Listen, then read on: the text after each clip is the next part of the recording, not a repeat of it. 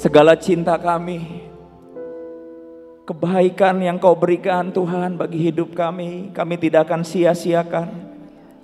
Terima kasih Tuhan buat tempat yang luar biasa yang Kau karuniakan, yang tidak ada di tempat lain Tuhan. Terima kasih untuk sebuah anugerah hamba-Mu yang jauh dari sempurna ini bisa melayani di tempat ini. Terima kasih Tuhan buat segala cinta-Mu malam hari ini bagi jemaat-Mu di Eklesia. Terima kasih Bapa, Kau hadir di tengah-tengah kami. Berikan hati yang rendah hati, berikan hati yang mau menangkap hati-Mu di atas segalanya. Terima kasih Bapa. Bekerjalah Roh Kudus, sirami hati tanah kami, agar tidak ada satupun si jahat bisa mengambil sesuatu dari hidup kami. Darah-Mu atas tempat ini. Terima kasih Bapa.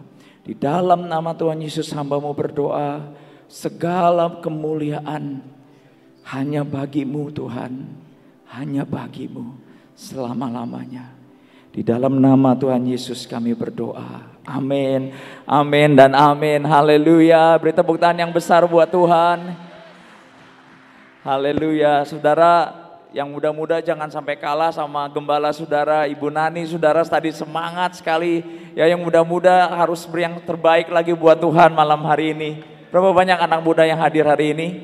Yang di bawah 40 atau 50 saya anggap muda, saudara. Berapa? Wah, semuanya.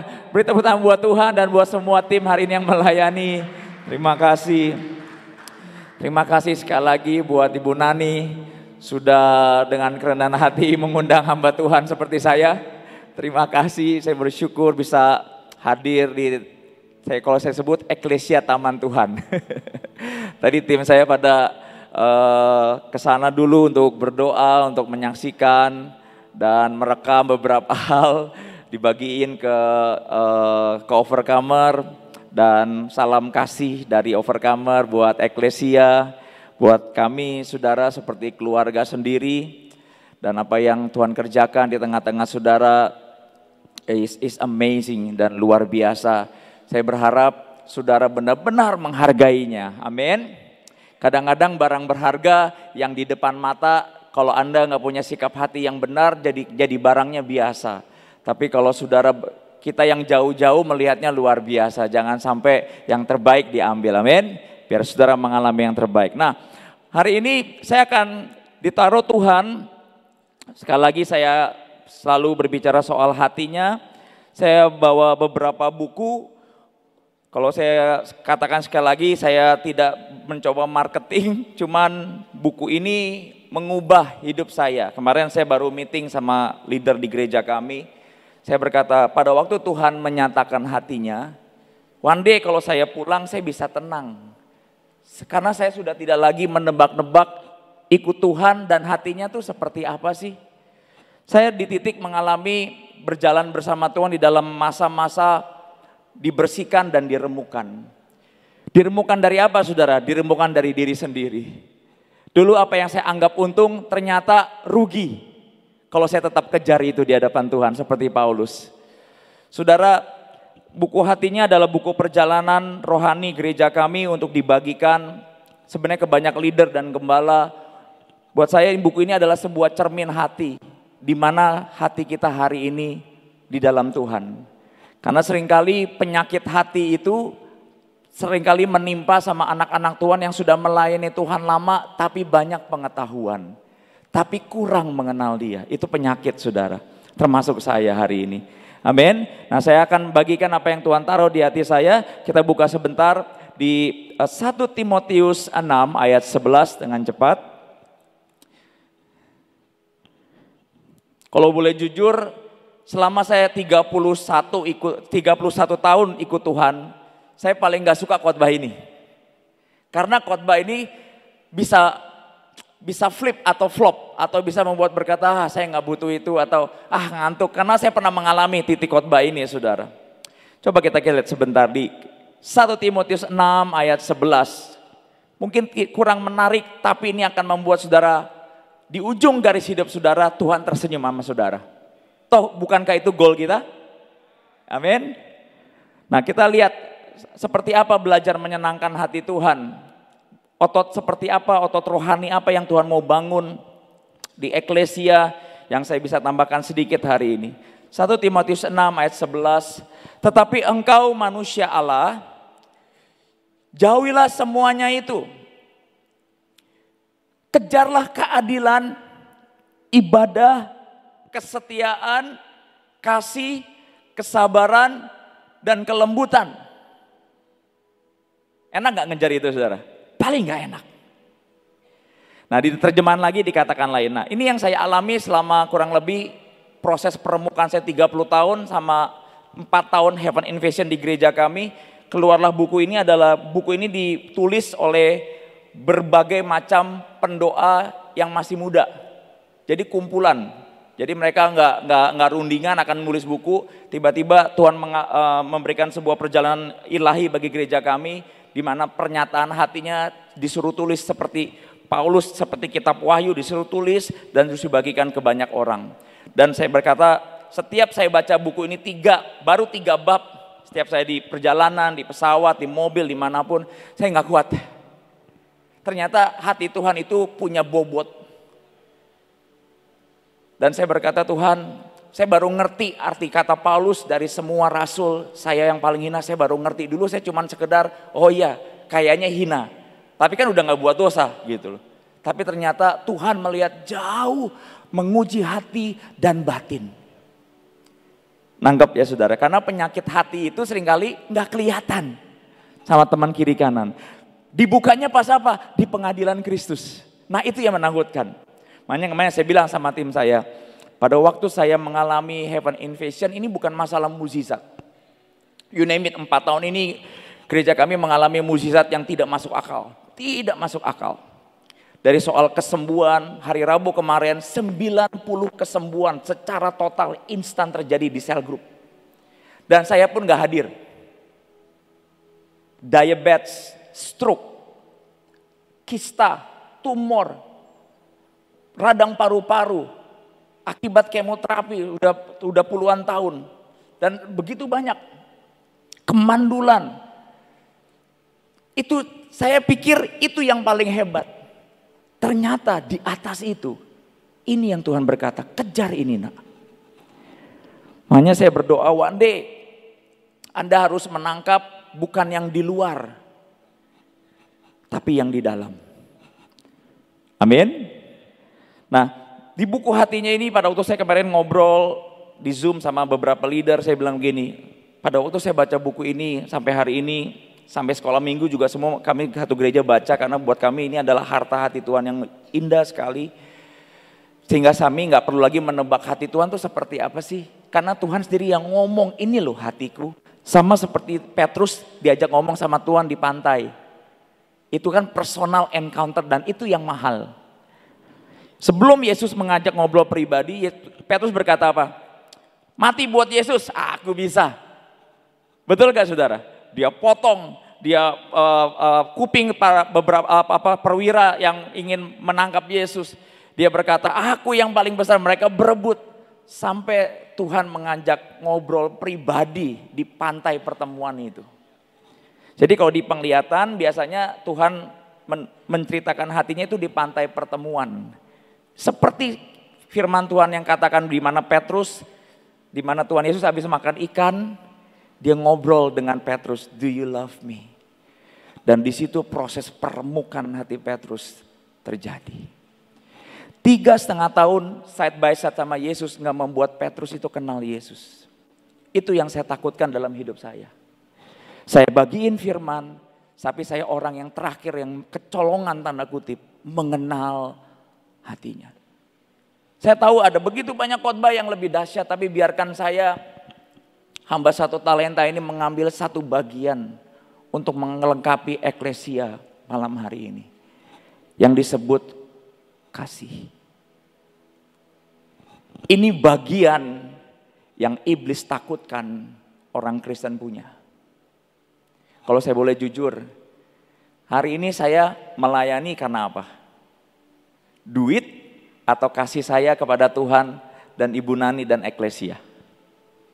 Ayo, Saya percaya hari ini saya melayani di Eklesia karena kasih Ibu Nani buat saya. Hari ini saudara menari, datang, karena apa Tuhan mengundang saudara? Kasihnya kepada saudara. Saya tahu orang Kristen seringkali udah terlalu banyak ngomong soal kasih. Tapi saya mau berkata, kasih membuat saudara tetap punya hati seekor domba. Di sini dikatakan di BIMK-nya dikatakan gini, tetapi engkau adalah orang milik Allah. Jadi engkau harus menjauhi semuanya itu, berusahalah menjadi orang benar di mata Allah. Dikasih clue-nya sama Tuhan. Oleh surat Paulus kepada Timotius, anak murid, anak rohaninya, yang mengabdi kepada Allah, percaya kepada Kristus, mengasihi sesama, tabah dalam penderitaan, dan bersikap lemah lembut. Kalau saudara lihat aslinya saya hari ini, kira-kira sebelum diremukan lemah lembut atau orangnya keras, saudara? Terima kasih, Anda jujur. Keras. Kalau udah mau, I pay the price, saudara. Suatu saat saya pernah ngomong waktu awal saya bertobat, saya masih ingat sekali waktu saya masih SMP, mungkin seumur saudara. Pada waktu itu saya baca buku Kenneth Hagin. Dan saya ngomong gini, Tuhan kalau memang kau ada, karena saya bukan latar belakang keluarga bagus saudara. Jadi kalau ngomong sama Tuhan benar-benar like orang ateis pindah ke Kristen gitu. To the point, dan saya berkata Tuhan katanya Tuhan bisa ngomong. Kalau kau memang kau ada, besok jam 3:30 pagi bangunkan saya berkata. Sekarang sih udah gak berani. Dulu saudara. Dan saya masih ingat perjumpaan saya sekali lagi. Pertama kali saya tahu bahwa Yesus itu hidup. Tapi hari itu saya baru melihat kuasanya. Yang paling mahal itu bukan kuasanya saudara. Hatinya. Ayo, kalau saudara misalnya dengan Ibu Nani, Ibu Gembala saudara, yang paling mahal mobilnya atau hatinya saudara? Ayo, yang Anda, kalau semua orang berkata mobilnya itu juga mahal. Tapi kalau Anda mau lihat harta sesungguhnya, saat Anda mungkin diajak ngomong berdua sama Ibu Nani. Kamu tahu nggak hatiku? Nah itu yang paling mahal. Nah di akhir zaman untuk memprotek hatimu untuk tetap jadi seekor domba, Anda harus mengalami hatinya. Secara manusia saya bukan orang yang paling pantas untuk memberitakan hatinya, karena ada begitu banyak hamba Tuhan yang jauh lebih dahsyat. Tapi pada waktu Allah menyuruh kami di penglihatan itu, suruh tulis semua pengalaman ilahi gereja kami. Baca 3 bab saya gak kuat, saya berkata Tuhan, it's too heavy. Bahwa Tuhanku punya hati yang begitu rindu dibagikan bagi umatnya dan gerejanya. Dan saya berdoa Anda bisa mungkin beli tukeran atau gimana. Kemarin saya nggak sangka saya khotbah di satu tempat, orang-orangnya yang datang tuh orang-orang tanda kutip menengah ke bawah.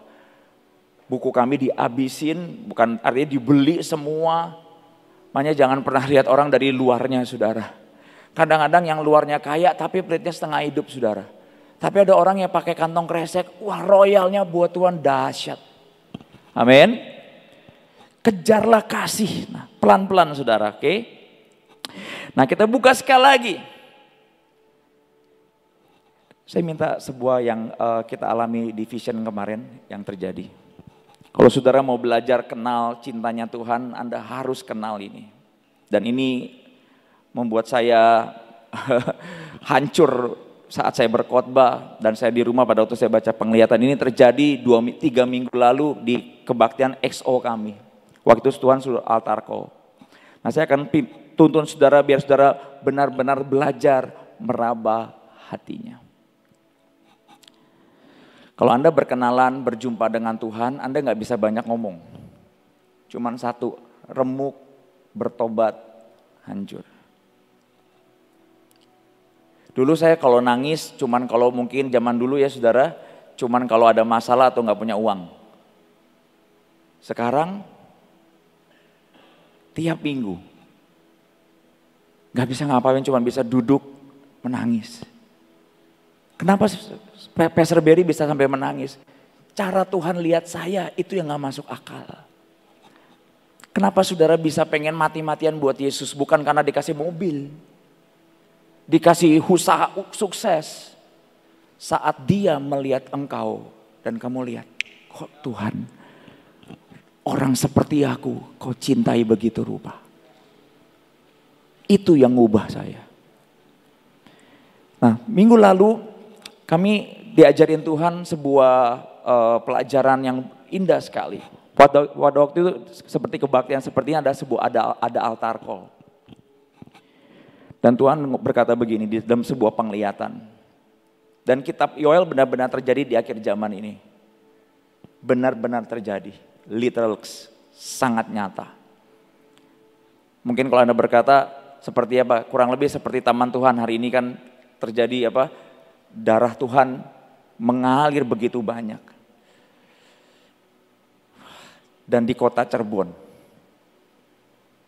orang yang mau ngalamin harus datang dengan rendah hati untuk ke situ. Puji Tuhan gak ada di Jakarta, Ibu. Ada di Cirebon. Kenapa sampai ada di Cirebon? Pernah mikir gak saudara? Tuhan itu kalau udah bergerak sekehendak hatinya, itu yang masalah. Dia gak pilih mau tempatnya apapun, dia mau lakuin aja. Makanya kalau saudara mau nasibmu berubah, kamu nyentuh hatinya, you name it.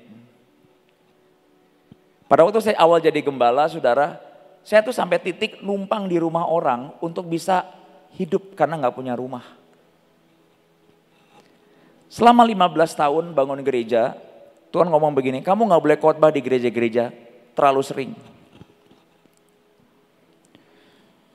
Setahun paling kurang lebih cuma 1 sampai 3 kali. Secara manusia, saya sudah full time dan uangnya mau dari mana? Tuhan berkata, aku akan buktikan kepadamu. Tahu saudara, Tuhan suruh saya khotbah di mana? Di sekolah-sekolah. Anda tahu kalau khotbah sama anak kelas 1 SD, itu ributnya lebih dari surga, saudara? Wah, teriak-teriak mau khotbah bagus, pewahyuan hebat, nggak kena sama mereka. Mereka teriak, mereka ada yang ada yang bercanda, lempar kertas segala macam, bertahun-tahun.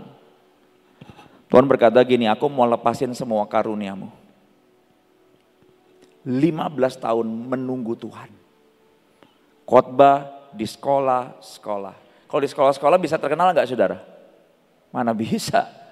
K-pop mereka terkenal saudara. Hamba Tuhan mereka khotbah kadang-kadang in out saudara. Jadi saya khotbah dari jam 7 pagi sampai jam 3 sore. Dari kelas 1 SD sampai SMA.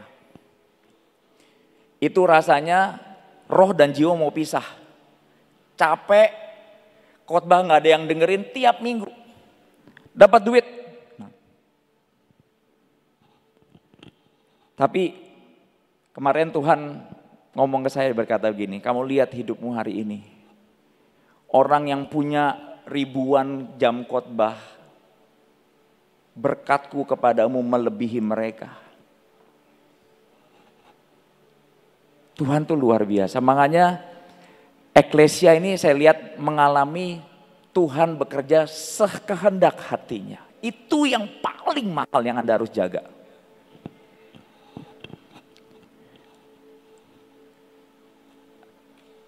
Nah, ini pelajaran buat saudara dan saya. Dan ini mengubah mindset saya. Satu, saudara hadir hari ini berharga gak buat Tuhan?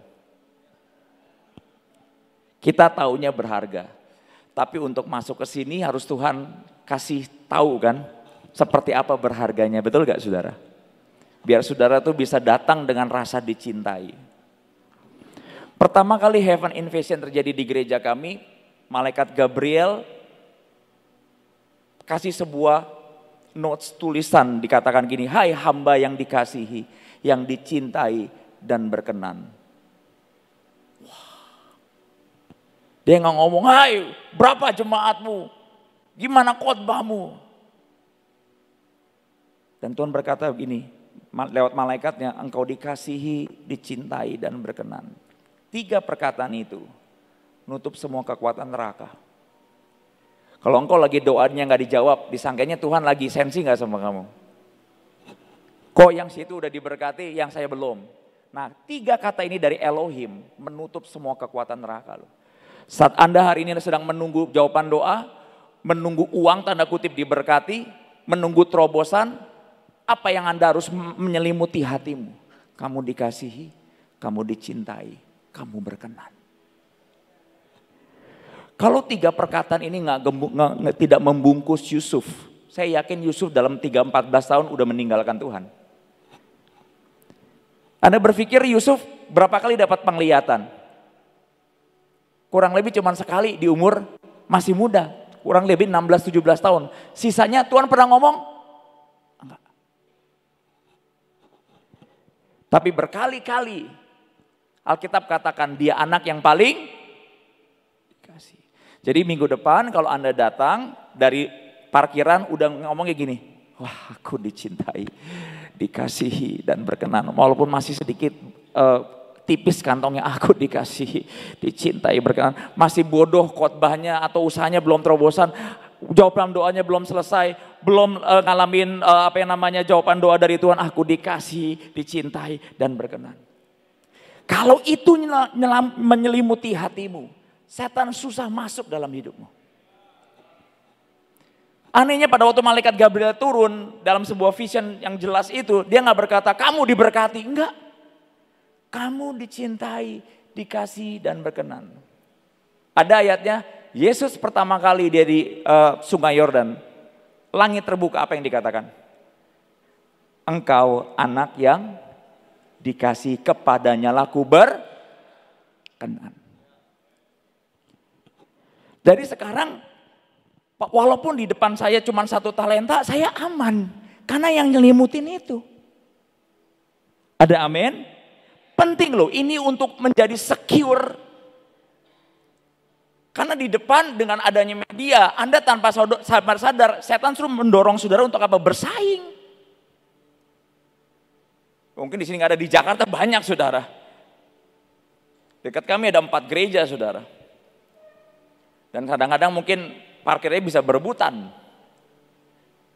Dan kadang-kadang hubungan gembala bisa nggak enak gara-gara jemaatnya saling pindah segala macam. Kalau Cirebon kan nggak mungkin ke Jakarta, Jakarta ke Cirebon terlalu jauh saudara. Dan ini pondasi yang penting melewati badai. Makanya saya bilang berkata, surat Paulus kepada Timotius yang terakhir dia berkata, kejarlah kasih Timotius. Kasih itu bukan cuma sekedar sembako murah, lebih dari itu. Saya seringkali berkata begini, memberkati orang yang kamu nggak kenal lebih gampang dibanding memberkati saudara seiman yang sering nyakitin. Pasti. Ada amin. Saya mengasihi jemaat dengan mengasihi keluarga daging lebih sulit mana? Ayo. Yang di belakang, kalau mau jujur, yang tiap hari bikin salah 70 kali. Sampai Petrus berkata, Tuhan berapa kali harus ngampunin? Kata Tuhan Yesus, 70 kali 7, hitung sendiri. Makanya ada begitu banyak anak Tuhan, di gerejanya sih dahsyat. Tapi pas bertemu dengan keluarga secara daging yang belum berubah, waduh gak mudah. Pastor Barry ngalamin.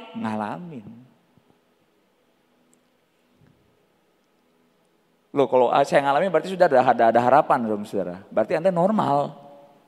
Amin. Karena kasih butuh dilatih.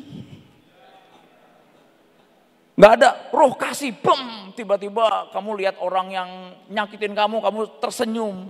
Gak bisa. Harus dilatih.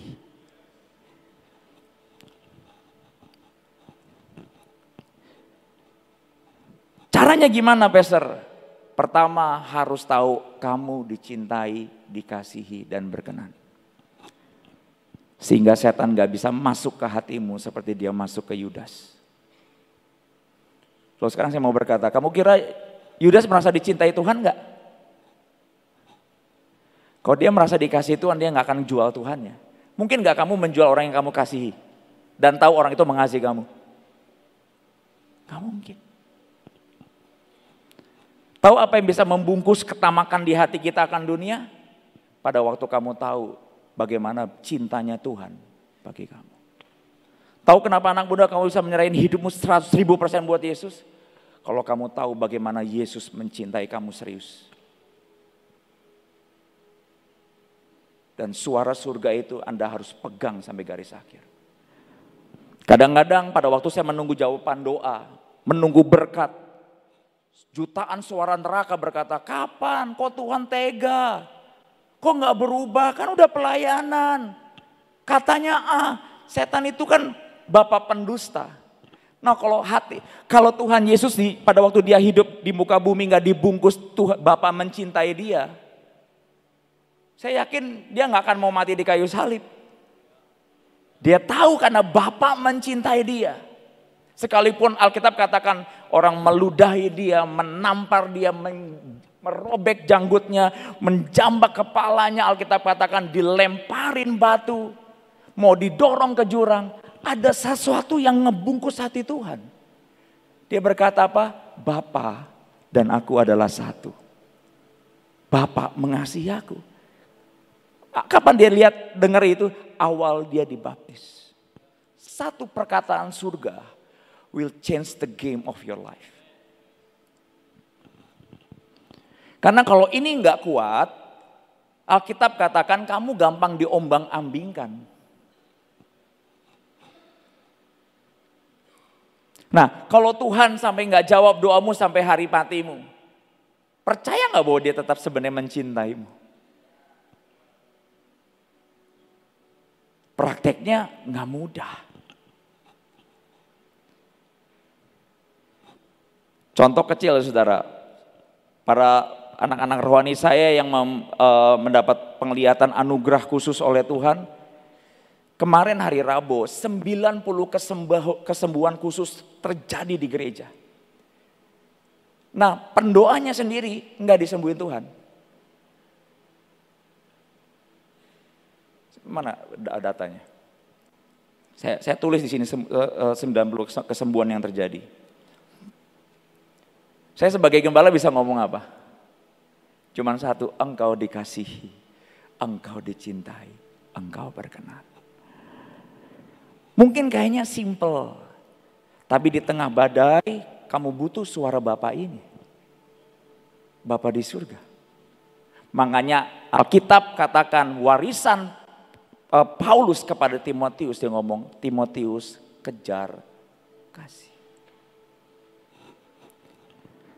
Karena Paulus tahu dia dicintai oleh Yesua HaMasiah, dia mau mati. Betul? Cuman karena dia tahu Tuhan mencintai dia. Saya ada list kesembuhan yang terjadi. Kesembuhan dari infeksi saluran kemih, namanya saya sembunyiin karena ada namanya di sini. Kesembuhan dari hipospadia, kesembuhan dari polip hidung, kesembuhan dari mata ikan, kesembuhan dari psoriasis, bahasa kedokteran saya nggak tahu.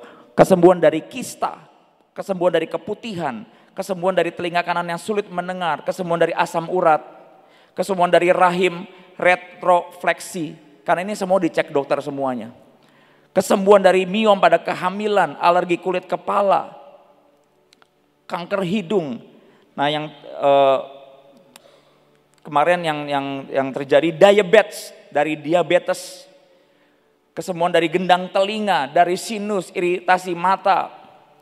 Penyakit kepala yang membuat dia susah tidur karena baru kena stroke. Kemarin juga ada satu bapak yang di tengah penyembahan altar call stroke dan tiba-tiba berdiri dan berjalan. Dan begitu banyak.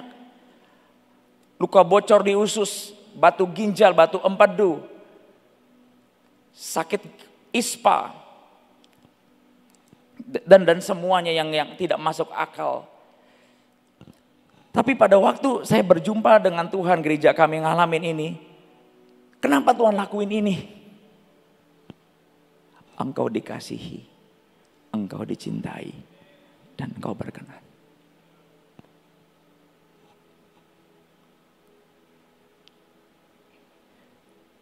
Peristiwa ini mengubah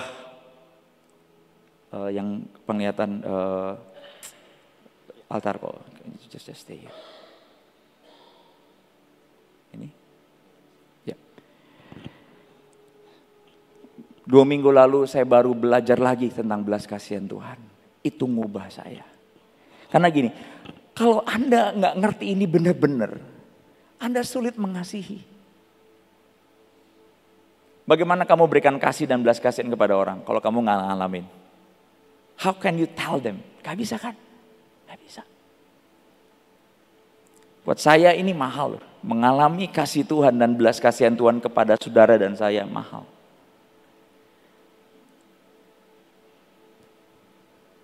Di altar call kemarin saya melihat api Tuhan mengelilingi di atas ruang ibadah dan saya melihat seperti menunggu aba-aba untuk membakar setiap hati anak-anak muda yang kemarin altar call. Dan di saat doa diperkatakan api Tuhan turun ke tengah-tengah anak-anak XO dan memenuhi ruang ibadah. Dan saya melihat Tuhan Yesus hadir dan menggandeng satu anak yang sedang terikat dengan kawat duri. Dan saya melihat Tuhan Yesus meneteskan air matanya dan berkata, biarlah belas kasihanku turun ke anak ini. Dan membuat terlepas dari jerat yang mengikat dia. Sebab jerat ini digunakan oleh si jahat untuk membinasakan hidupnya di umur 20 tahun ke atas. Setan punya strategi? Punya. Tuhan punya rencana? Punya. Lalu Tuhan Yesus berkata ke arah saya, nak, datanglah ke rumah anak ini bersama salah satu saudaramu yang dikirim oleh gembalamu. Bertemulah dengan anak ini dan orang tuanya. Ajaklah kembali ke dalam ladangku. Ladangku artinya kalau di gereja kami itu komsel, sel group. Dan biarlah anak ini mengalami pembalikan keadaan dan kemenangan atas hidupnya bersamaku dan gerejaku.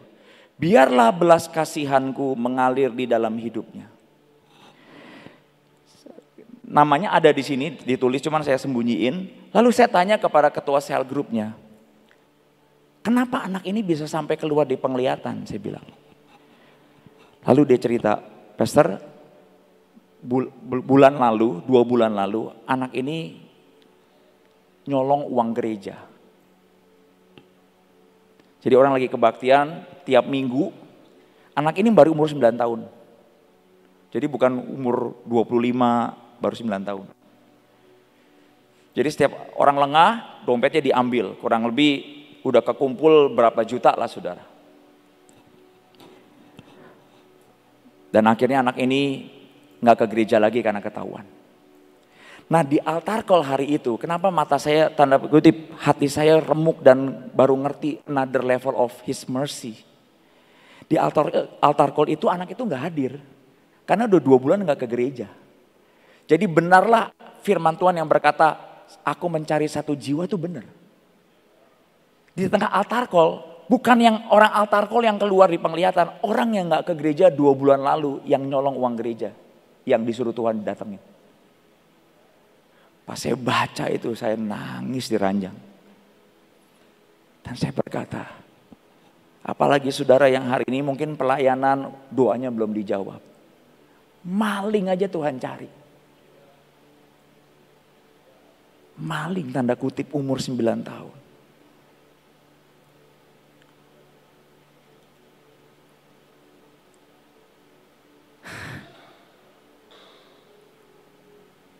Dan kemarin kami kunjungin papanya sampai malu.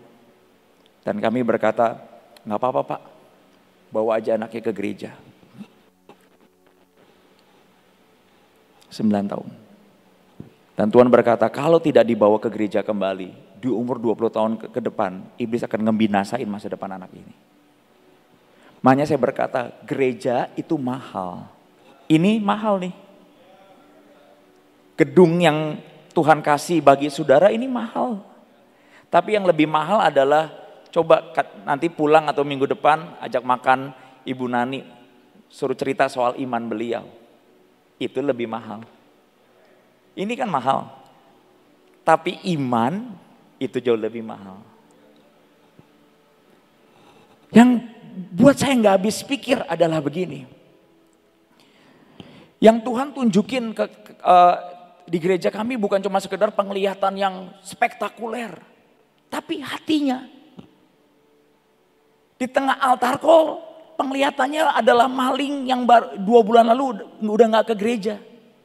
Di tengah altar call.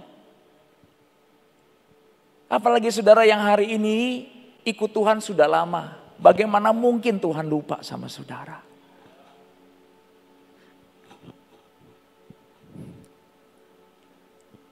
Dan di situ saya berkata, sungguh benar yang Alkitab katakan. Aku mencari satu yang terhilang. Apa yang menggerakkan seorang raja, segala raja mencari satu yang terhilang kalau bukan kasihnya. Sayang sekali kalau kasihnya yang mahal ditukar cuma sekedar uang, cinta akan dunia, prestasi, kehebatan. Saya yakin yang terjadi di taman Tuhan hari ini itu karena cintanya bagi saudara dan eklesia. Dan buat saya itu yang mahal. Ada amin.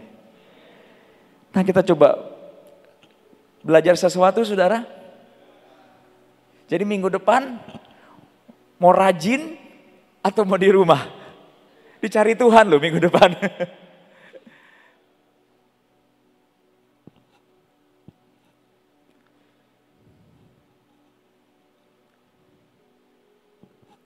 Saya sekarang tidak lagi pastor apa yang impact yourself saat kamu ngalamin heaven invasion.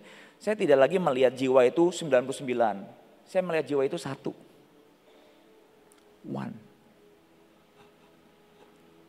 Kamu mengerti? Tuhan gak pernah lihat jiwa-jiwa gini, oh karena 1000 orang hadir, aku hadir lebih dahsyat. Enggak. Cukup, tanda kutip, 1 hadir, rajamu hadir. Secinta itu Tuhan sama 1 orang. Jadi kalau hari ini Anda mengalami masalah keluarga, tidak broken life atau masalah keuangan, peristiwa ini membuka apa sebenarnya? Dia hadir gak dalam penderitaanmu? Hadir.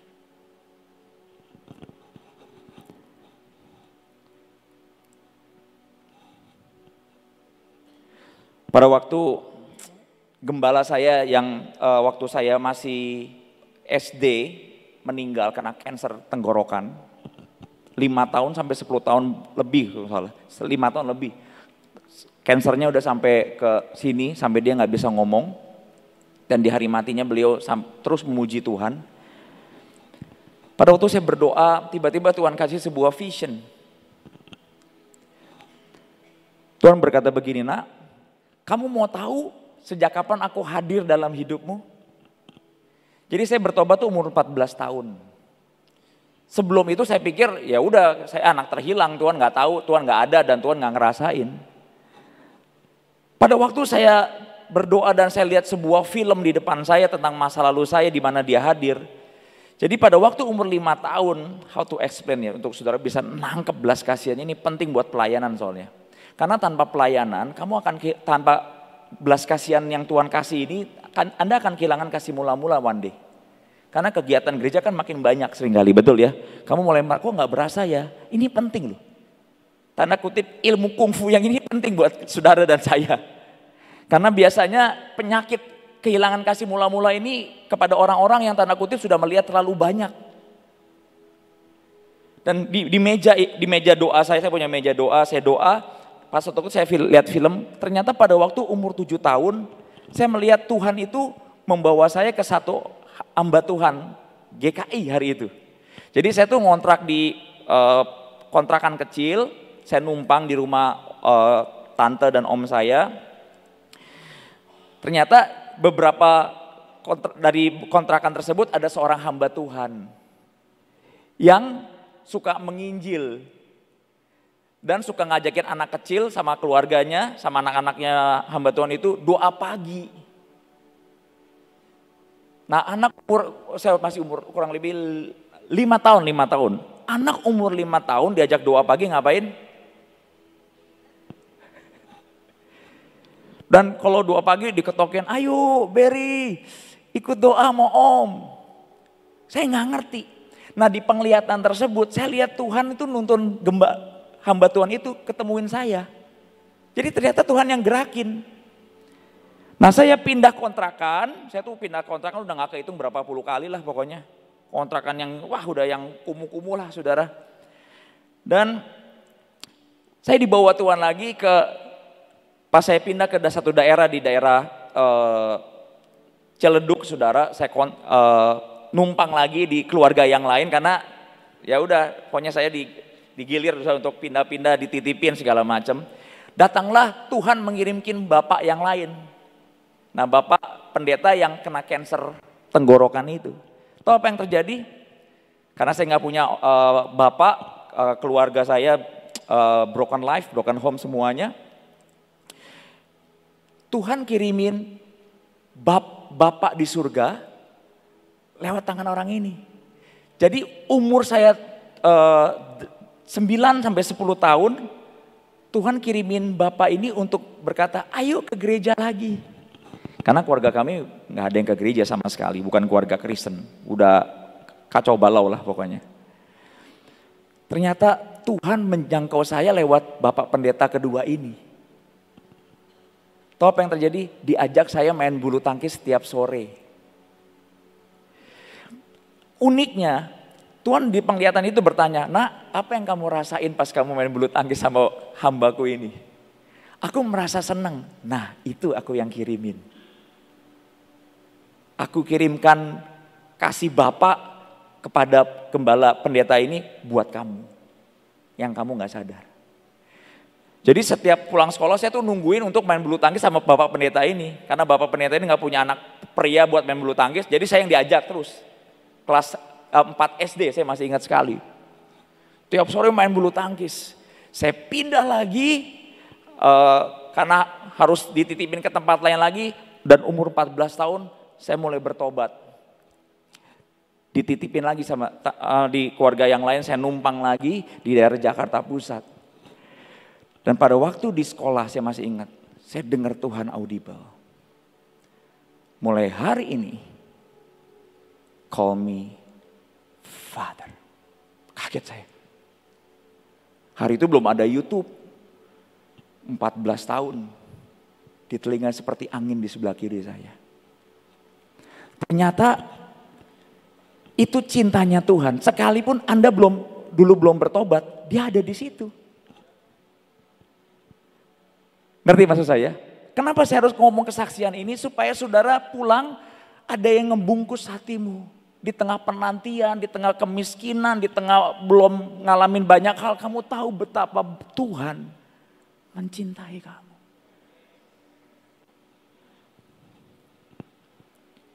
Dulu saya pernah berkata, Tuhan kenapa gak punya keluarga yang sempurna? Hari ini saya bersyukur.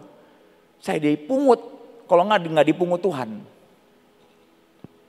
Jadi silsilah keluarga kami gak ada yang keluarga hamba Tuhan itu udah berantakan total semua saudara. Tapi di situ saya ngerti, Tuhan mencari satu. Dengan kamu ngerti Tuhan mencari satu, kamu akan pengen menyenangkan hati Tuhan sampai garis akhirmu. Makanya Paulus berkata kepada Timotius hamba Tuhan muda ini, kejarlah kasih. Lebih dari kasih yang cuma sekedar memberi kepada orang-orang yang membutuhkan. Tapi dari from above Tuhan Yesus ke kamu ke orang. Gak bisa kamu berusaha mengasihi, gak lama.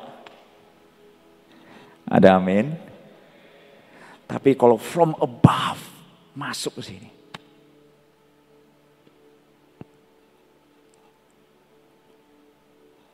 Makanya sekarang di gereja saya orang yang paling lumayan suka senyum. Sampai kalau saya lagi nggak di gereja, pelayanan di tempat lain, OB saya di OB gereja outsourcing ngomong, Pak Pendeta kemana hari ini? Kok saya nggak disalamin? Sampai dia inget. Dulu saya nggak ngerti 1/99, kenapa Tuhan tinggalin yang 99 buat 1. Ya itu belas kasihnya itu. Yang disebut sampai juga Alkitab katakan di Yesaya, aku menggendong kamu sampai hari tua. Aduh.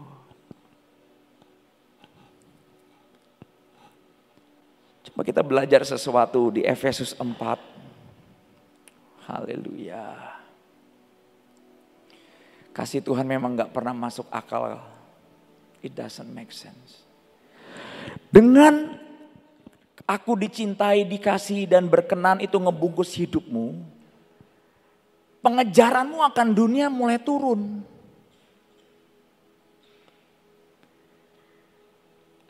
Apa tanda heaven invasion yang kami alami ini dari Tuhan? Appetite saya untuk jadi hebat udah turun 90%.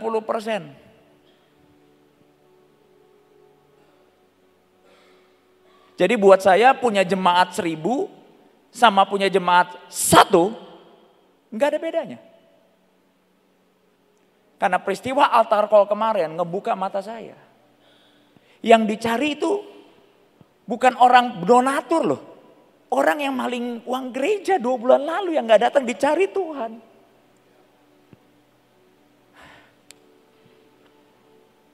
Apalagi saudara yang hari ini hidup dekat taman Tuhan. Waduh, gak mungkin Tuhan gak ingat saudara. Gak mungkin dia gak jamin. Gak mungkin gak dia berkati saudara. Gereja kami tuh kalau ada orang anak-anak muda liburan atau misalnya ladang nomor 6 yaitu ladang family mau ke Semarang. Pasti lewat di sini. Tanda kutip. Bukan ngambilin minyak, nyolongin minyak tanda kutip saudara. Saking mau gitu. Dan gembalanya suka kebagian Ibu Nani, saya ngaku nih. saya koleksi di kamar saya. Saking saya tahu bagaimana tempat ini dicintai Tuhan. Coba cari di seluruh dunia yang saudara alami hari ini, ada nggak? Cari seluruh dunia yang jemaatnya 600.000, 30.000, coba cari. Mungkin di hadapan orang saudara ini 1. Tapi dicari Tuhan. Dicintai Tuhan. Kalau Anda lihat YouTube, saya kalau khotbah biasanya cuma bisa nangis, dan nangis.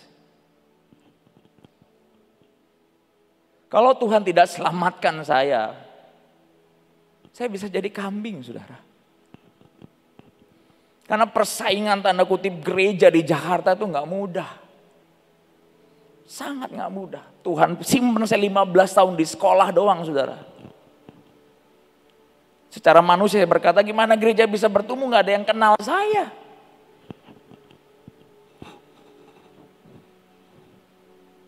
Pondasi hati seperti ini nanti one day ada pelayanan. Cuman 1 yang bertobat. Kamu ingat khotbah saya hari ini.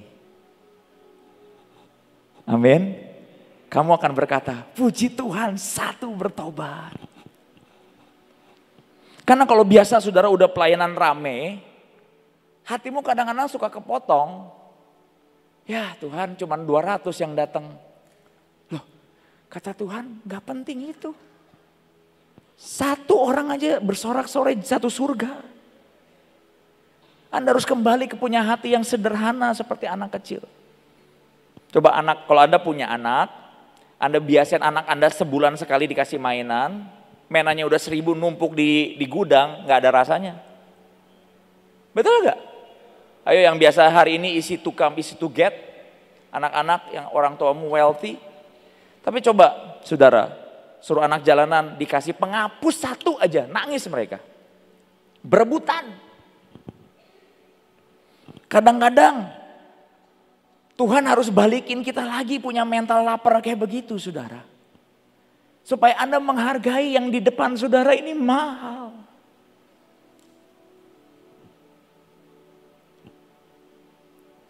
Efesus 4 ayat 11.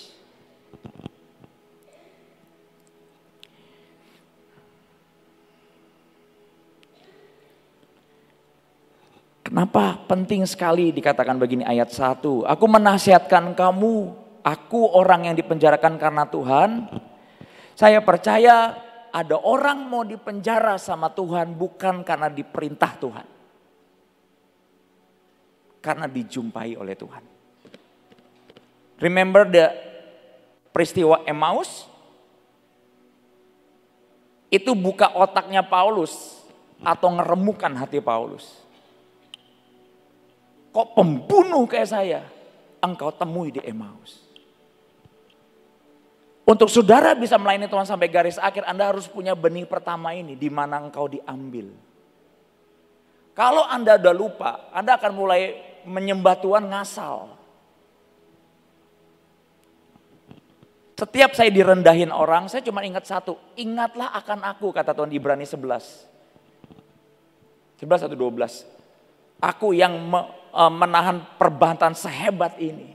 Raja, kalau saya kan cuma orang berdosa, diludahin juga gak apa-apa harusnya.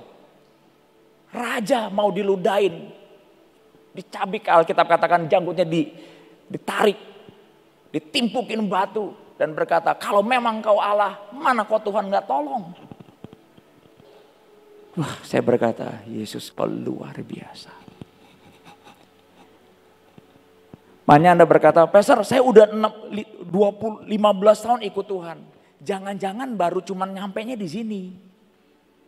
Belum di sini. Orang yang mengalami perjumpaan pribadi dengan Tuhan akan gak mau debat. Itu tandanya.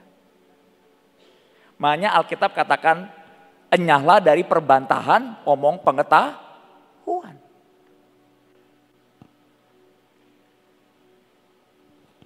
Saya menyampaikan buku hatinya ini gak semua orang terima dengan baik. Ada yang berkata saya setengah gila, setengah dukun, dan apapun.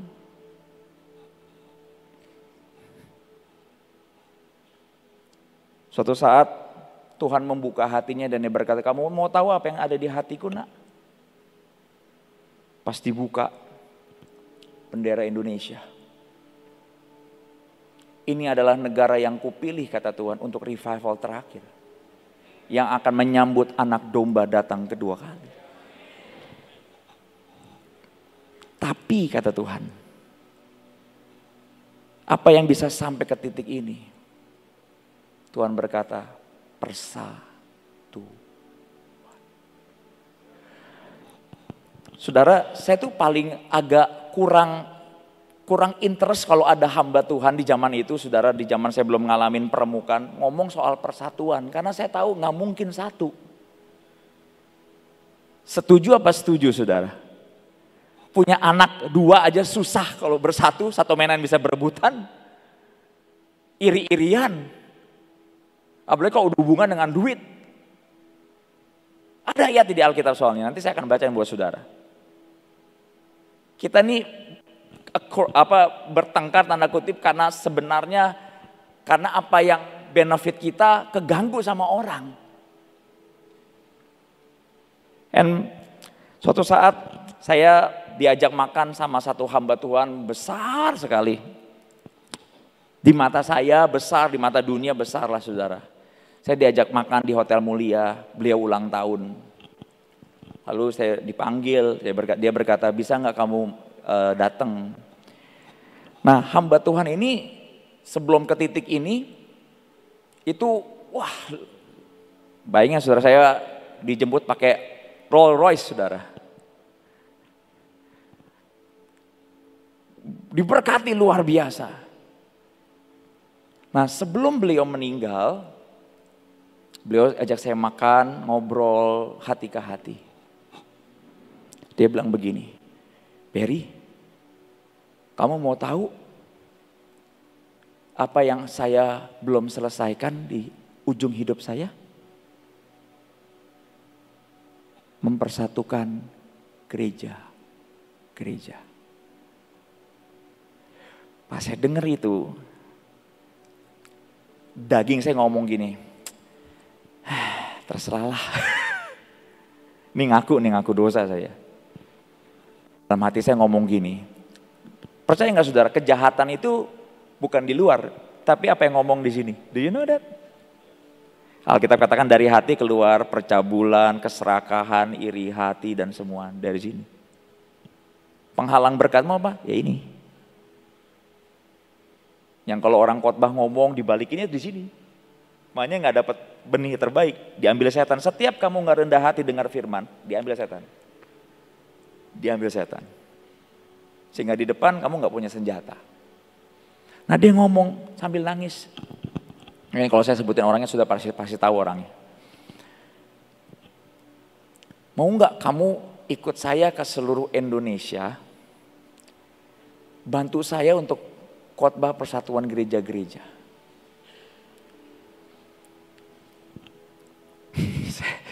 Saya langsung nggak di hotel mulia itu saya langsung nggak nafsu makan, saudara. Dia ngomong sambil nangis. Dan dia ngomong begini, 2 anak rohani saya yang sudah besar, bahkan selama 10 tahun nggak pernah ngucapin saya ulang tahun. Kontak aja nggak pernah. Dan sebelum saya pulang ke surga, Tuhan suruh saya keliling Indonesia menyuarakan hatinya. Mempersatukan gereja-gereja. Bukan berarti harus sama caranya, tapi hatinya harus satu. Kalau enggak Indonesia Revival, gak bisa. Akarnya kenapa saya ajarin kepada saudara rahasia surga, salah satu rahasia surga ini, kasih itu. Tanpa kasih kamu gak mungkin bisa satu. Tanpa bisa satu kamu gak bisa revival. Apapun caranya.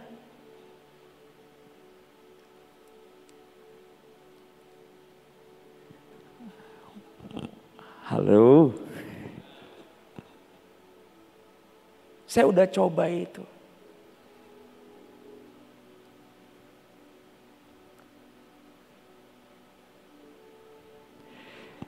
Efesus 4 ayat 11 tadi dikatakan begini. Supaya hidupmu berpadan dengan panggilan itu. Ayat 2, hendaklah kamu selalu rendah hati, lemah lembut dan sabar. Dan dikatakan gini, tunjukkanlah kasihmu dalam hal saling menopang. Apa yang Tuhan kerjakan dalam hidup saya, saudara? Tiap hari saya berdoa bagi hamba-hamba Tuhan dan gereja-gereja.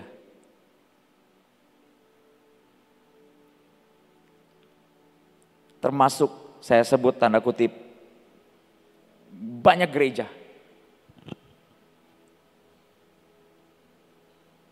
Karena saya tahu Tuhan, cara aku nyenengin hatimu sebelum revival terakhir itu bukan sekedar saya ngelakuin begitu banyak buat engkau. Setan itu pinter. Nanti saya akan bagikan penglihatan yang terakhir buat saudara. Dia tunggu tuayan masuk, dia tuntut di terakhir. Kalau Anda berpikir, saya diberkati, harus punya berkat yang bersih. Tanpa berkat yang bersih, hilang one day.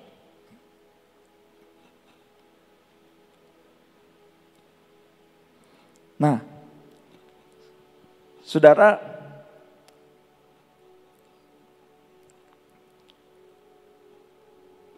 dikatakan begini, tunjukkan kasihmu dalam hal saling menopang.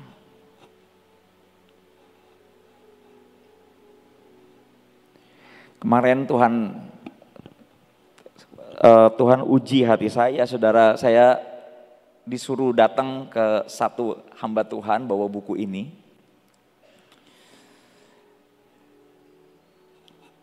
Hampir 2 jam lebih. Saya tuh kayak anak kecil yang diceramahin, saudara. Pas pulang, tuh dia hamba Tuhan ini ngomong ke saya. Saya sudah lihat kesembuhan. Saya tahu Benny Hinn. Saya tahu hamba Tuhan AZ dan segala macam. Apalagi yang kamu mau katakan. Saya shock, saudara. Dalam hati saya, kalau Tuhan gak suruh, I won't do it this. Karena saya udah di titik, tanda kutip saya sudah di titik 99. Saya udah diberkati. Ngerti? 99 nggak harus jumlah anggota gereja. 99 itu adalah sebuah kenyamanan. Saya sudah di titik udah tanda kutip diberkati. Dan saya harus jadi tanda kutip kayak panci keliling jadi hamba. Terus hamba Tuhan ini berkata, apa kesemuan di gereja kamu? Masuk angin. Itu saya digituin di depan semua staf saya, saudara. Saya senyum, terima kasih buat semuanya, saya pulang. Pas saya doa, Tuhan berkata begini, apa yang kamu rasakan? Saya nangis. Aku gak bisa benci Tuhan. Aku kasihan. Betul. Itulah hatiku.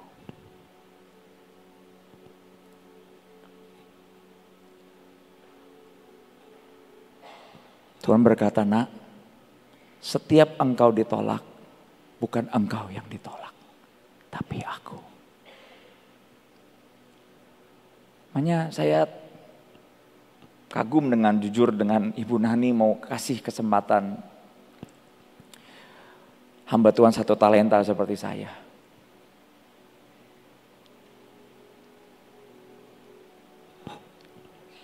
Dan Tuhan berkata begini. Dan saya bilang ngomong Tuhan, kalau itu menyenangkan hatimu, ayo kita lakuin lagi. Saya akan tinggalin tanda kutip 99 kenyamanan saya. Saya akan bersamamu mencari satu orang ini. Yang mau membuka hatinya bagimu.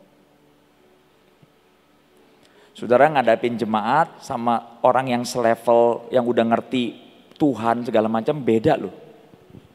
Nggak mudah kalau kamu nggak tanda kutip jadi keset, nggak bisa. Dan to your information, saya malas banget zaman itu tanda kutip menjadi keset, saudara. Keset kan paling nggak enak, bau topok gimana sih, saudara? Bau kaki, bau jempol. Dan itu panggilan saya hari ini. Setiap daging saya mau naik, mau berontak, saya ingat, oh raja saya aja diludahin. Saya mah bukan siapa-siapa. Nah pengertian itu gak akan saya alamin kalau saya gak jumpa dengan Tuhan loh. Dan itu gak bisa diajarin, kamu harus ngalamin. Dan pada waktu hamba Tuhan ini sebelum meninggal, akhirnya kita COVID terpisah, kita gak bisa ketemu. Dan Tuhan kemarin ngomong gini, kamu tahu kenapa aku jumpai hambaku ini dengan kamu terakhir kali? Supaya kamu bisa meneruskan apa yang hambaku ini tidak selesaikan. Dan Tuhan berkata gini, itulah rahasia revival Indonesia.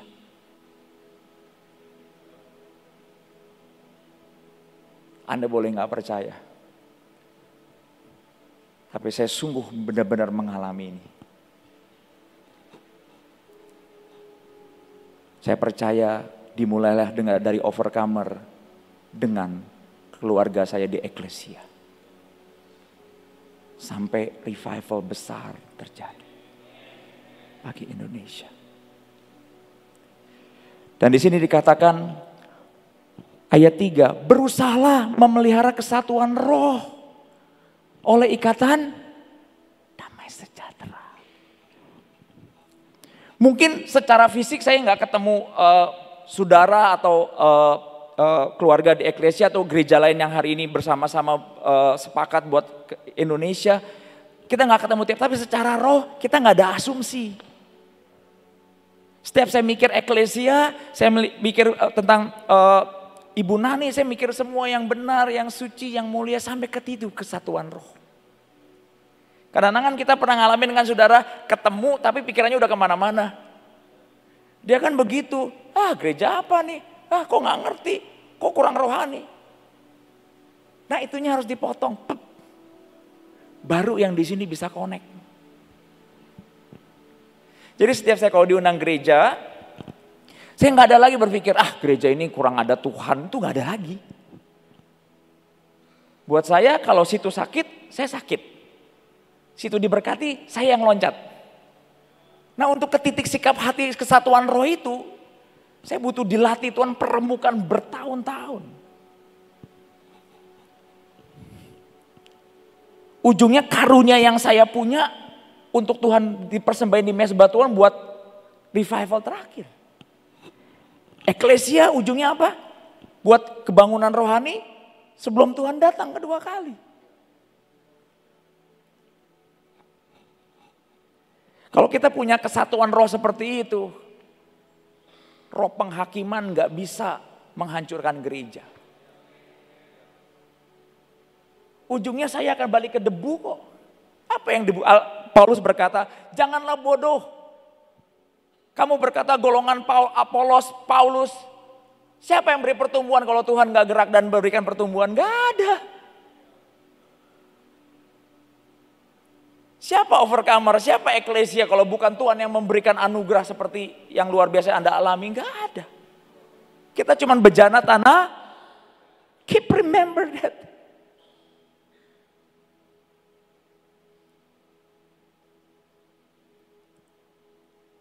Berapa bulan lalu saya harus ke Singapura untuk membasuh kaki salah satu hamba Tuhan besar di Indonesia.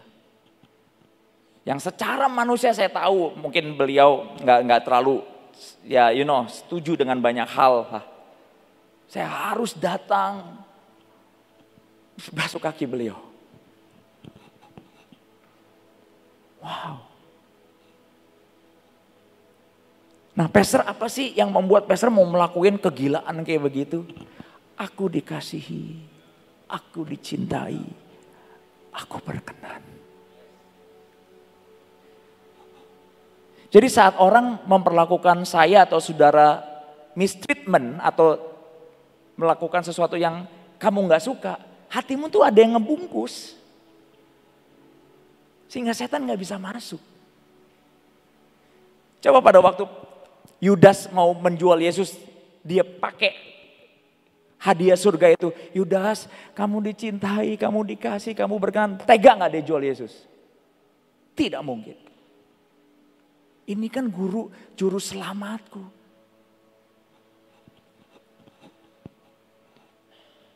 Dulu saya pikir Heaven Invasion berbicara soal overcomer akan terkenal lewat penglihatan, debu emas, minyak. Sampai hari ini kamar saya itu saksi bisunya begitu banyak orang. Di atas ranjang saya di meja doa saya keluar minyak every day. Sampai 2 mbak saya bertobat lahir baru. Satu udah dibaptis di gereja kami. Tapi ternyata itu bukan yang terbesar. Alkitab katakan, berusahalah memelihara kesatuan roh oleh ikatan damai sejahtera. Satu tubuh, satu roh. Sebagaimana kamu telah dipanggil kepada satu pengharapan yang tergantung dalam panggilanmu. Satu Tuhan, satu iman, satu baptisan, satu Allah dan Bapa dari semua, Allah yang di atas semua dan oleh semua dan di dalam semua. Dikatakan ayat 7. Kepada kita masing-masing dianugerahkan kasih karunia menurut ukuran pemberian Kristus. Amin. Anda diberikan apa? Karunia menurut masing-masing. Sekarang gini misalnya, Bu Nani kan punya 2 cucu nih. Satu dikasih Mercy, satu dikasih Bajai misalnya. Misalnya gereja A Mercy, jemaatnya 10.000. Gereja B cuma 50. Nah ini kan penyakit anak sulungan, betul ya saudara ya. Kalau 2 cucunya tahu bahwa Ibu Nani cintanya bukan melewat Mercy dan Bajai, keberatan gak terima Bajai? Cucunya. Ini enggak katanya. Kenapa? Karena cinta Bu Nani bukan lewat Mercy. Memang cinta aja. Kalau gereja dan gembala ngerti ini, mau jemaatnya 10.000 sama yang 50 orang di gang sempit, rasa bangganya sama gak? Nah kalau dibungkus rasa bangga seperti itu bisa iri-irian nggak? Bisa, nggak bisa. Karena Mercy dan Bajai akan lenyap oleh dunia ini kan.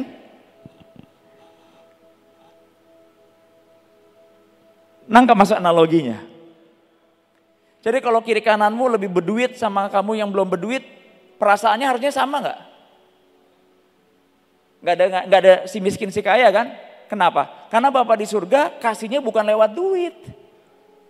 Memang mengasihi kamu aja. Anggap aja 1 dan 5 talenta itu cuma tanda kutip karunia. Kenapa si 1 talenta ini bisa hatinya jahat kata Tuhan? Yang dia lihat apa? Number. Coba dia tahu. Enggak, makanya saya berkata jangan sampai kamu melekat dengan jumlah, berkat, dan karunia. Kamu akan lihat hatinya jahat gara-gara apa? Dia lihat yang 1 dikasih 5 saudara. Saya setiap ada gereja, bangun gereja, KKR besar, saya berkata Tuhan aku bersuka bagi saudaraku. Kalau dulu sebelum mengalami hatinya, saya ngapain? Kok dia yang dikasih, kenapa saya enggak? Memang aku kurang berkenan. Hati saya rusak jadi kambing. Tapi kalau saya tahu itu saudara saya, kemenangan dia adalah kemenangan saya, happy gak? Ini salah satu rahasia yang Tuhan ajarkan loh. Bagaimana para pemimpin bisa sampai garis akhir dengan hati seekor domba. Dan ini menolong saudara. Dan dikatakan ayat 15, tetapi dengan teguh berpegang kepada kebenaran. Bukan cuma sekedar kebenaran, ada amin. Di dalam kasih. Mimbar ini bukan tempat kita memberikan cuma sekedar kebenaran. Kebenaran tanpa di dalam bungkus pedang kasih jadinya adalah penghakiman. Saya ada satu penglihatan buat diajarin ke saudara. Ini menolong saudara di dalam pelayanan. Mana? Ini ya. Nah. Jadi overcomer tuh karena kami gereja bodoh. Jadi diajarin Tuhan kayak 1 tambah 1, 2. 2 tambah 2, 4. Bagus kata Tuhan. Nah. Katakan begini, yang dibungkus pedang kebenaran dengan pedang kasih ini ya. Oh bukan, ini yang Imam Lewi kamu calling. Ini ada sebuah pelajaran bagus sekali saudara. Nanti saya akan, jadi waktu itu Tuhan kasih penglihatan begini. Kami dalam sebuah ladang pengen di jemaat itu ada beberapa orang yang kena ikatan di dalam penglihatan tersebut. Kita para pemimpin pengen ituin setannya atau ulernya atau semak belukarnya. Nah setiap kita mau pedangin itu kenanya ke orangnya. Jadi setannya nggak kena, berdarahnya di orangnya. Lalu Roh Kudus hadir sebagai seorang pribadi. Jadi kalau Roh Kudus kalau ngajarin kami itu hadir sebagai siluet putih gitu. Kalau lagi kesemut ilahi pribadinya berapi. Unik cara dia. Makanya Roh Kudus seorang pribadi yang bisa tanda kutip punya hati karena dia Tuhan. Nah, Roh Kudus ngomong begini, nah, kenapa setiap kamu kasih pedang, ini kan saya lagi kasih pedang kebenaran kan, betul gak? Buat hidup saudara, betul? Nah, kalau tidak dibungkus pedang kasih, itu malah melukai saudara. Makanya kalau ada beberapa mungkin ada orang, kalau khotbah, Anda bukannya tanda kutip waras, malah tersinggung. Pernah ngalamin gak saudara? Benar, isinya kebenaran, benar dari Tuhan, betul. Tapi Tuhan berkata pedangnya harus dibungkus pedang kasih. Sehingga pas masuk kayak obat di dalam donat. Ngerti? Kalau kamu mau kasih anak kecil antangin, kan gak bisa dicekokin, mau dimuntahin kan? Ada amin? Ya kok Anda diem-diem baik ini ngerti atau enggak nih? Tapi kalau antanginnya itu dibungkus oleh misalnya donat Krispy Kreme, kan langsung dimakan, nyampur jadi mau.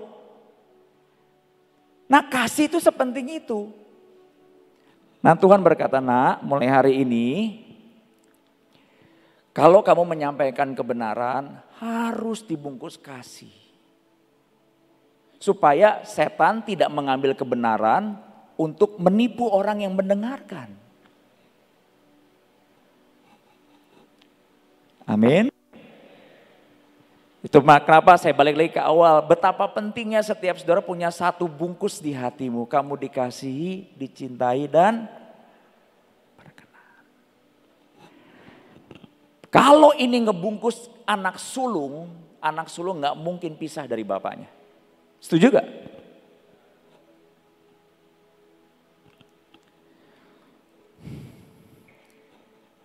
Nah di sini dikatakan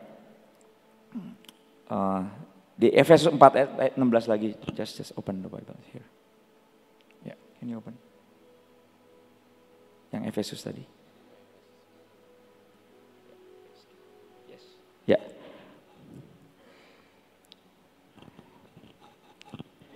Tetapi dengan teguh berpegang kepada kebenaran, Tuhan tuh luar biasa di dalam kasih. Kita bertumbuh di dalam segala hal, baru bisa apa?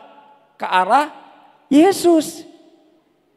Daripadanya lah seluruh tubuh yang rapi tersusun diikat menjadi satu pelayanan semua bagiannya sesuai dengan kadar pekerjaan tiap-tiap anggota menerima pertumbuhannya dan membangun dirinya lagi di dalam.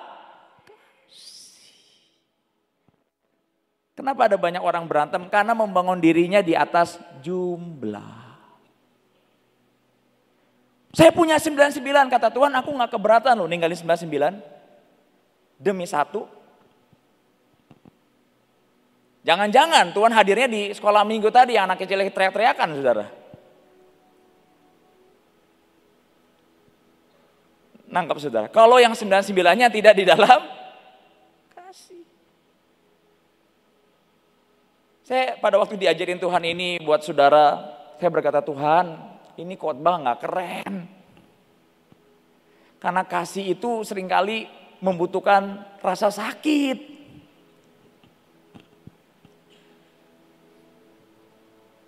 Pastor diajarin kasih ini dari mana? Salah satu PR-nya lewat mama saya. Saya berdoa buat mama saya kurang lebih 20 tahun lebih. Tidak pernah berubah. Drug addicts, rokok, you name it. Dan seringkali saya harus dengan kefarisian saya, setiap khotbah di tempat lain, iblis berkata, kamu udah khotbah mamanya 20 tahun masa nggak tobat-tobat? Mana Tuhan? Mana buahnya? Iblis itu paling pinter ya, ngutik-ngutik gitu saudara. Makanya 3 ilmu yang harus Anda pelajari. Kenali Tuhanmu, kenali dirimu, kenali musuhmu. 3 things. Dan suatu saat, saya lagi khotbah di satu gereja besar, dan Tuhan ngomong, kamu kesaksian dong soal mamamu yang belum berubah. Tuhan, kalau saya khotbah ini, saya pasti gak diundang lagi. Karena di gereja itu terkenal bahwa ukuran Tuhan memberkati adalah keluarga harus bagus, keren, harmonis dan semuanya. Dan hari itu yang khotbah keluarganya hancur lebur. Anda mau punya hati hamba? Nama baik Anda harus jadi taruhannya. Kalau saya nggak khotbahin soal hatinya, hubungan saya, nama saya bagus-bagus aja. Karena ini nih.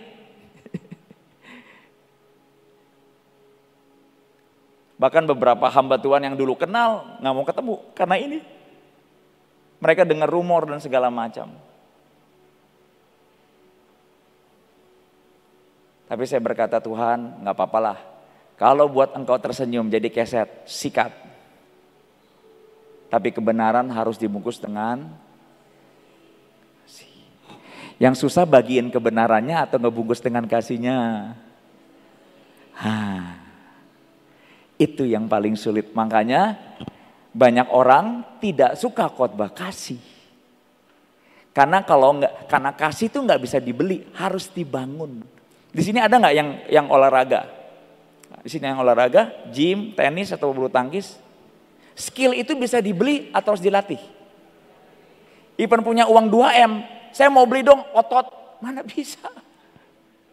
Dikasih gratis misalnya sama Gold Gym atau sama Fitness First, kamu nggak bisa beli otot. Kamu harus masuk, datang, berdarah, sakit, males, harus lawan, harus bangun. Kalau saya katakan, apa itu kasih Pastor Berry? Luka yang tak berdarah, nah itu kasih saudara. Itu seperti ngangkat barbel tapi nggak boleh cepat-cepat, pelan sampai gemeteran, nah itu kasih. Makanya orang Kristen penghalangnya itu. Orang berkarunia hebat, kalahnya di situ. Makanya Paulus berkata, kalau tidak ada kasih kamu cuma seperti tong. Saya nggak ngomong saudara, saya orangnya. Menerima pertumbuhannya dan membangun dirinya di dalam kasih. Kenapa saya berkata jangan bangun 99 itu? Nah, di Hosea 6 ayat 4 sampai 6 saya akan selesai.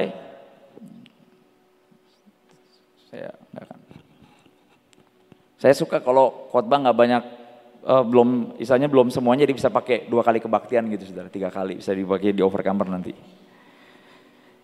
Hosea 6 ayat 4. Anda, do you enjoy it? Nangkep ya saudara ya? Percayakah senyum saudara menyembuhkan orang?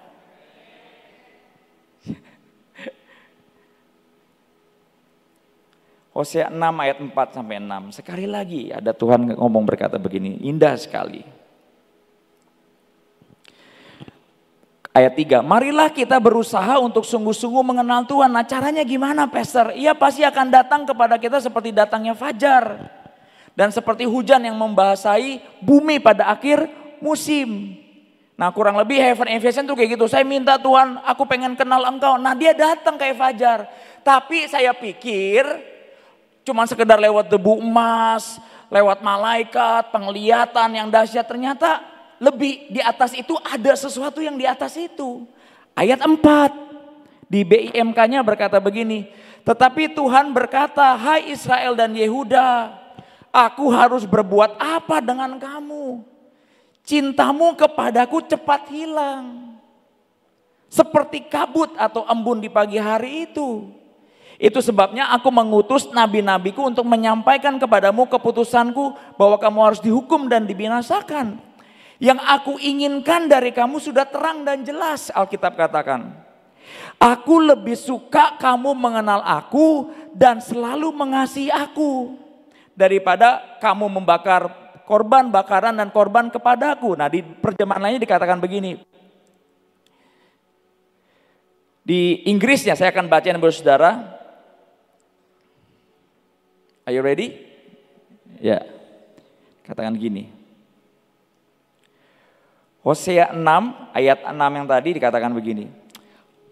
For I desire mercy and not sacrifice. Yang aku mau adalah belas kasihan bukan persembahan. Yang aku mau adalah belas kasihan dan bukan persembahan.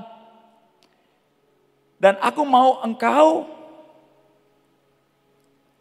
mengejar itu lebih daripada sekedar korban bakaran. Ada amin. Nah, di New Translation-nya berkata gini, I want you to show love, not over sacrifice. Are you there? Jadi Tuhan suka apa? Kamu memperlihatkan kata Tuhan, mauku udah jelas. Kalau kamu mau aku datang seperti fajar, kamu harus minta supaya kamu memperlihatkan kasih.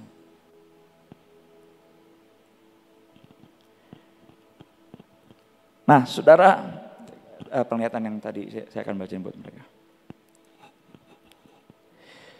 Saya pelajarin gini saudara. Petrus adalah, saya tutup dengan ini, Petrus adalah murid Yesus yang paling hebat, pemegang kunci kerajaan surga. Tapi yang membuat dia tanda kutip harus bertanya kepada Yesus apa? Berapa kali aku harus mengampuni saudaraku?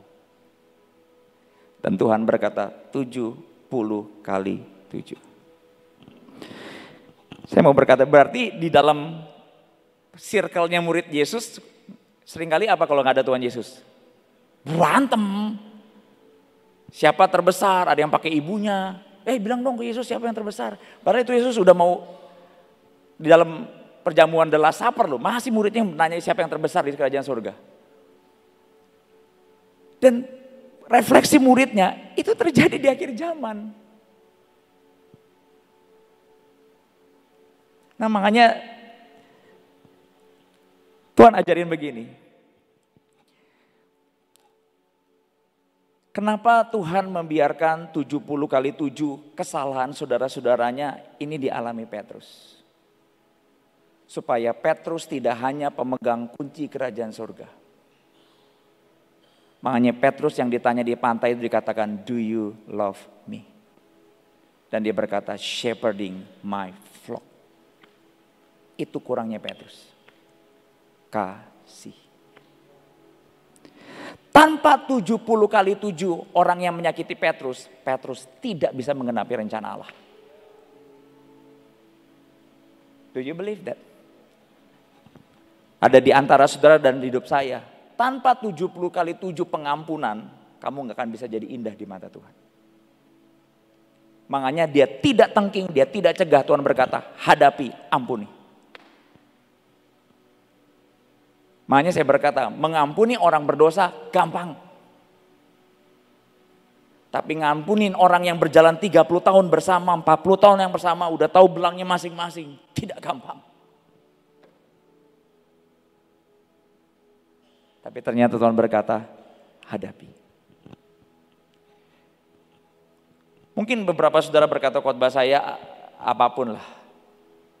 Tapi untuk meneruskan legacy dari eklesia atau Bunani, Anda harus punya ini. Ada banyak orang, ada banyak tempat, bagus pada waktu foundernya tanda kutip masih oke secara umur kekuatan. Tapi hilang di next generationnya. Dan membutuhkan orang-orang yang punya mental seperti tadi. Orang yang tanda kutip tidak belajar diremukan soal kasih, susah bersatu. Cara Yesus menyatukan muridnya adalah dia membiarkan Petrus disakiti 70 kali 7 kali 7 tiap hari dia ngalamin begitu. Sampai jadi indah di mataku. Amin. Nah saya tutup dengan sebuah penglihatan buat Anda belajar.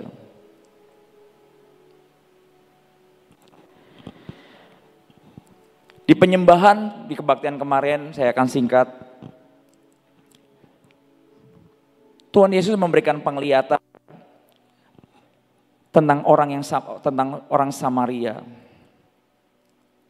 Saya melihat ada seorang imam dan seorang Lewi yang tidak menolong orang tersebut dan mereka hanya melihat dari kejauhan.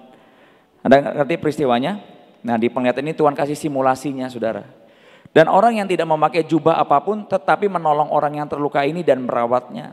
Tuhan Yesus tersenyum ke arah saya dan berkata, "Nak, engkau sudah tahu kan cerita ini? Nah hal apa yang membuat orang lain yang tidak memakai jubah itu mau menolong orang yang terluka ini?" Dan roh saya berkata, "Karena belas kasihan Tuhan." Tuhan Yesus tersenyum kembali dan berkata, "Benar nak. Nah bagaimana dengan jubah imam dan Lewi nak? Apakah mereka tidak punya belas kasihan?" Dan di dalam penglihatan itu saya tidak bisa berkata-kata dan hanya diam. Lalu Tuhan Yesus memegang pundak saya dan berkata, di dalam belas kasihan atau kasih itu adalah hal yang paling terbesar. Dan kasih yang terpancar yang diberikan bukan hanya menolong orang. Nah kenapa pentingnya kasih ini? bukan hanya menolong orang tersebut, tapi membuat orang itu mempunyai pengharapan untuk membentuk persahabatan dan persatuan di antara mereka. Hal ini kumaksudkan adalah bagi setiap kalian hamba-hambaku. Di saat ini sekalipun kalian belum bisa bersatu dengan hamba-hambaku yang di luar gerejaku yang lain, Overcomer kalian bisa memulai kesatuan di antara sesama kalian dulu. Penting ini. Karena seberapa besar kamu bisa melangkah di depan tergantung persatuan yang di dalam. Penting. Karena iblis tidak pernah takut dengan karunia. Dia jatuh karena karunia, saudara. Jubah Imam berbicara tentang seorang tokoh agama yang dikenal mempunyai wawasan tentang akan Allah. Tetapi hal itu menjadi sia-sia jika kasih tidak ada di dalam hidupnya. Saya mau khotbah sebagus apapun, nubuatan, nyembuhin orang dengan karunia saya atau apapun, kata Tuhan, saya nggak hitung. Tanpa ada kasih. Berarti di dalam karunia saya ada timbangan nggak yang Tuhan timbang? Yang ditimbang yang harus paling berat apa? Dahsyatnya saya berkhotbah, jadi gembala, dapat tepuk tangan atau kasih di hadapan Tuhan? Kasih. Makanya Alkitab katakan, pada waktu Petrus berkata, aku mati buat engkau. Alkitab katakan apa?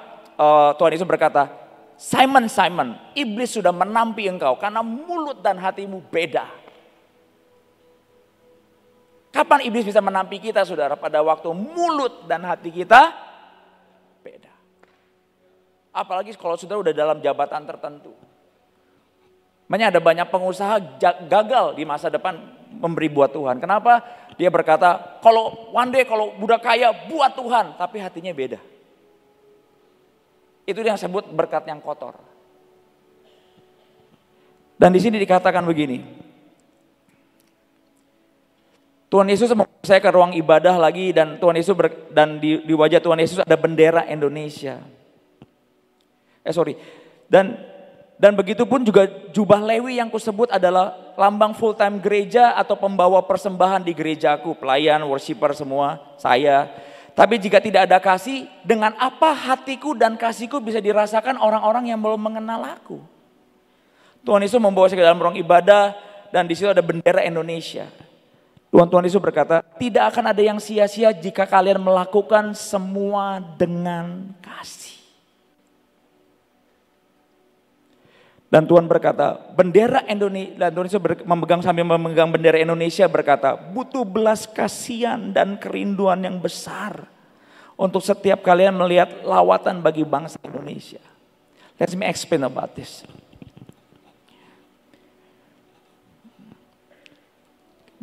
Ditulis dalam penglihatan itu, Overcomer ingatlah kasih mengalahkan segalanya. Ingat eklesia, kasih mengalahkan segalanya.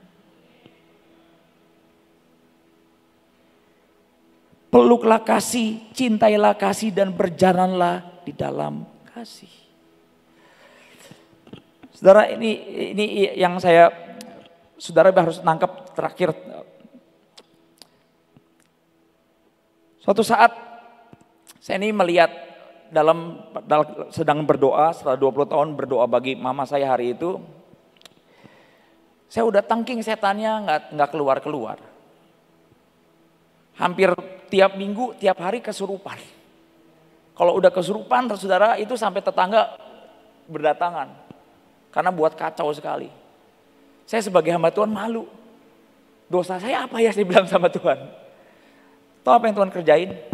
Kenapa saya percaya penglihatan ini dari Tuhan? Tuhan ngomong begini, nak, tak usah tangking. Kamu pegang tangannya aja seminggu ini. Jadi setiap dia kesurupan, teriak-teriak, saya suruh pegang tangannya. Nah, pegang, kalau orang berdosa, kebaktian kan ketemu 1 jam gampang ya, betul ya saudara ya, doain pulang, selesai kan. Tapi kalau yang di depan mata kan gak gampang saudara. Seminggu, tiap hari, setiap dia teriak-teriakan saya pegang. Seminggu tepat kurang lebih. Sejak hari itu, dia tidak pernah lagi kesurupan. Since that. Padahal saya udah pakai praktek hamba Tuhan A, tangking, urapin, wah semua deh saya semua cara karena saya udah desperate juga. Tuhan suruh ngomong, pegang tangannya. Dan di situ mata saya kebuka. Setan gak tahan dengan kasih.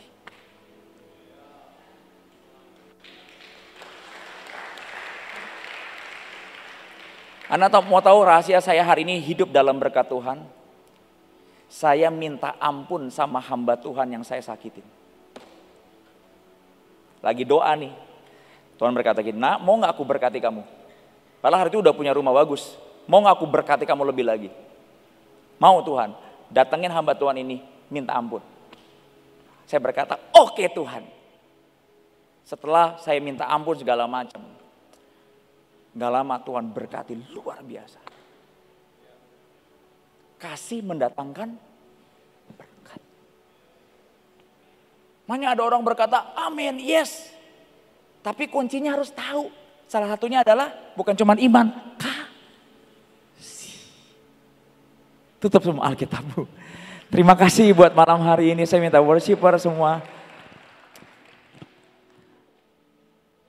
Saya undang semua worshiper. Terima kasih. Sorry saya agak telat. Bu Nani minta maaf agak telat hari ini. Saya berdoa next time Eklesia akan ngalamin lebih luar biasa lagi. Amin. God bless you semuanya.